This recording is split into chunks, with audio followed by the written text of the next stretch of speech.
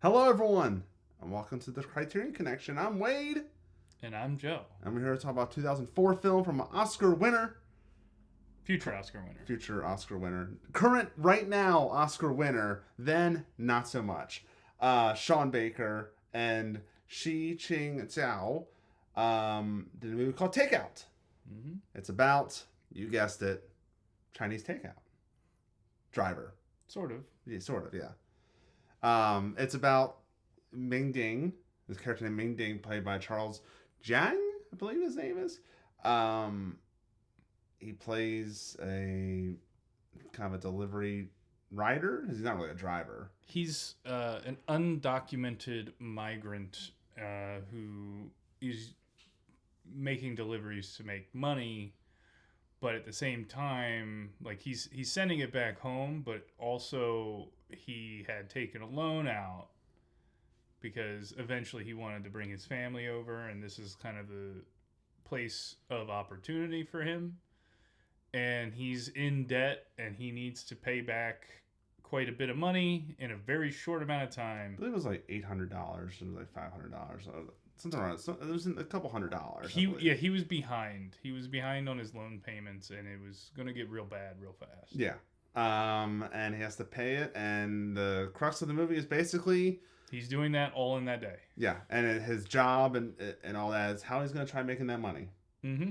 And there's some ups and downs. There's definitely some downs. In an Um, elevator, ironically, is a yeah. very down, literally moment. This film, if you haven't watched some of other like Sean Baker's other films, it's very like It's Sean Baker. yeah, Tangerine is very similar, where it's following these characters over the course of like a day or two, and it's very kind of neo-realist.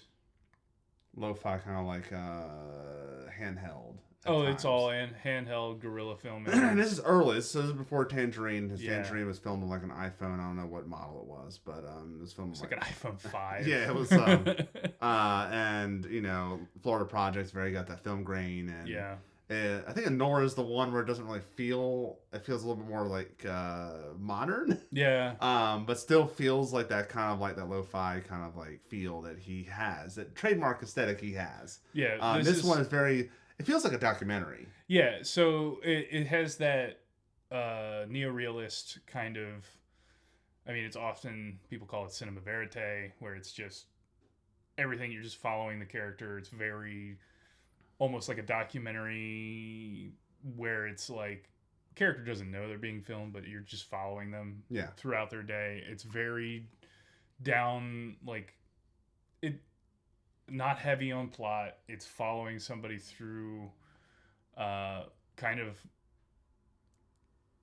I would say, mundane Yeah. activities. It's not heightened drama. It's very grounded. It's very much like you see like them at the restaurant, Mm-hmm. and it's very like it's a small restaurant, so it's like very kind of claustrophobic Cramped, and yeah. cramped, and yeah, and you see like it's very like the camera's really in the face sometimes. Mm-hmm. Like, oh man, I could see his pores. That's how close up it is. Yeah. It feels like you're just there with them. It feels like you're just a person is along for the ride. Yeah, it's very kind of fly on the wall. Yes.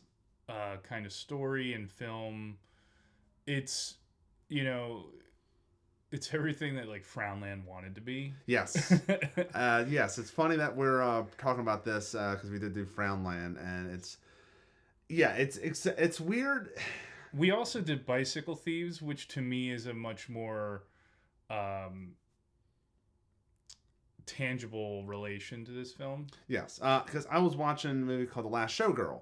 Yeah. Fine film, but it had that.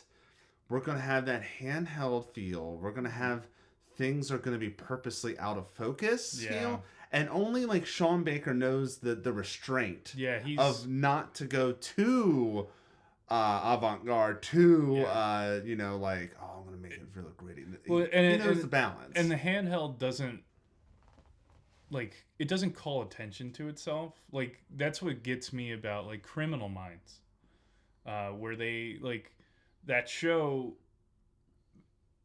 like I want to get into it, and like the plots seem My mom interesting, loves it. and the characters seem interesting, the plot lines, but it's the camera work that just always draws attention to itself, and it's like this needless shaking. Like I get motion sickness watching Yeah. it, where in like a Sean Baker film, like it's handheld, but it's not like it's not bringing attention onto itself. You just kind of notice with certain like movements, but it's not done on purpose. It's just part of what's happening. And we're following Ming through his struggle, and it's basically all hinging on owing this money to this loan shark and having to pay it back with interest, and like now he's missed a payment, so it's like kind of doubled. And the real moral of the story is, please tip. Yeah. Like anyone in the service industry or delivery drivers or DoorDash, whatever, please tip. Yeah. Because you really see a lot of people that are just like awful people. Yeah, and like we just kind of follow him as he's hustling, and it's that the real plot device is that ticking time bomb, you know, at the end of the film, where it's like at night he's got to pay. Yeah. And, you know, borrowing money from his friend who he keeps saying is grilling him, but is very simply going, why do you need it? Yeah. And ultimately finding out the severity of the situation. And his buddy, being a good friend, is like, okay, well, you take as many deliveries as you can to get those tips. He's like, even some of mine, he's like, I'll just do mine really slow. And it's a really great kind of, you feel the atmosphere, you see like kind of the interactions of the characters and the struggle of being an undocumented, who doesn't speak English. Yeah, immigrant in the United States, and trying to make their way and trying to gain access to the opportunities here. And you feel like a lot of it's also telling the story of New York. Yeah. And the various characters in New York, demographics, various just kind of like people that you interact with, and it's a you know, it's rough. It's very foreign to Ming. Yeah. Because it's very just gritty and very kind of like the concept of smiling and saying thank you very much is like difficult for him to kind of grasp and put forward, as his buddies telling him like, say that and they'll tip you more. It's just showing that plight. And like I said, to me, like that direct lineage comes like from A Bicycle Thieves that we've reviewed. Yes. And this, I mean, he even rides a bicycle in New York City, and he deals with like a flat, and like his buddy has to help him like fix the flat in between deliveries. And it just, to me, like it just has so much of Bicycle Thieves in its DNA. That's all I could like really think about half the time. And then you get to the scene in the elevator where it's just like, oh man, it's rough. It's like a sinking feeling, which ironically is an elevator that goes, that's going down, and you're like, it's that whole, like, that interaction is dragged out enough to make you feel so uncomfortable the whole time, because you know where it's going. Yeah, and then it goes where it goes, and you're like, you feel so bad. You feel invested with Ming. Yeah. And you don't know much about him really. Mm-hmm. And yeah, there's one. The only thing I had just kind of like, I'm maybe a little bit, I went over my head a little bit, was the ending.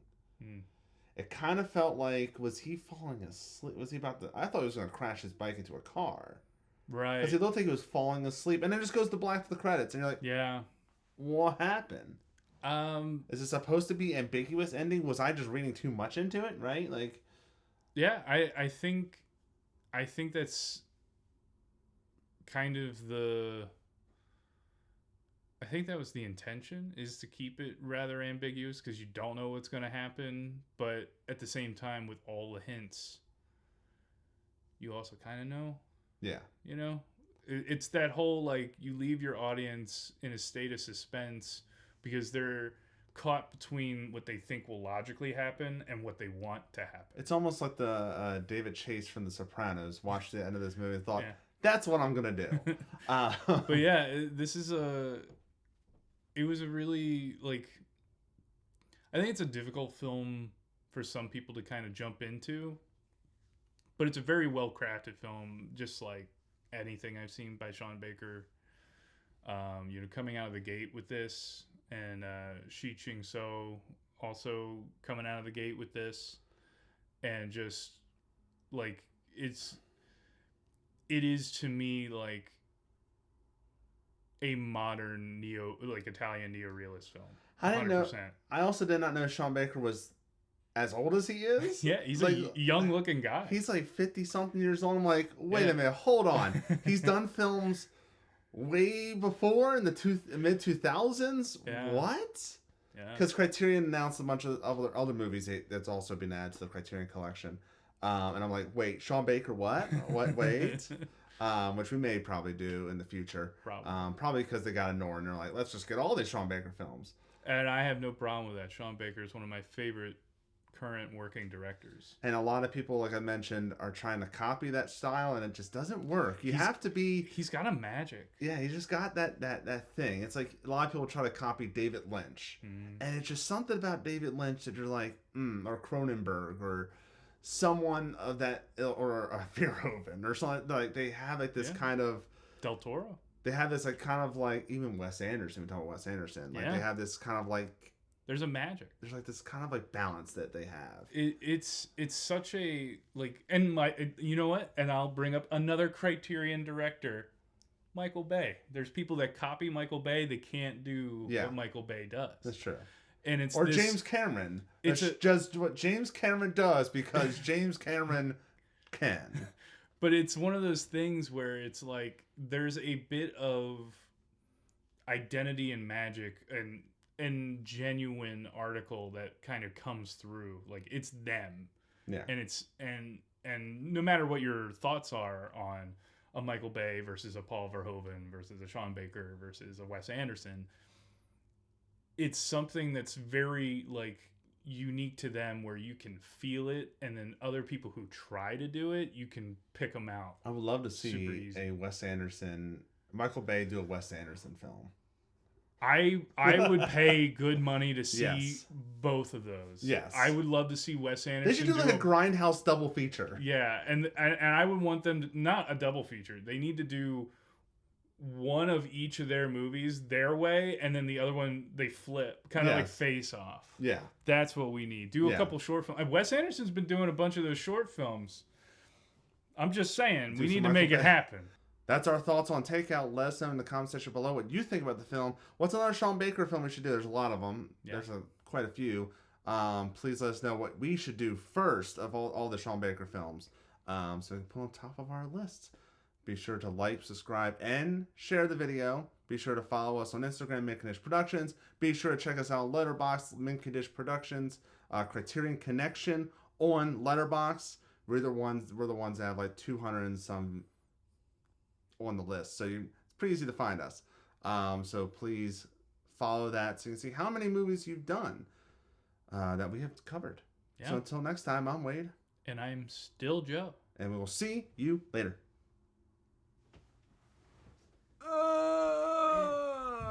I got this fart that just won't come out.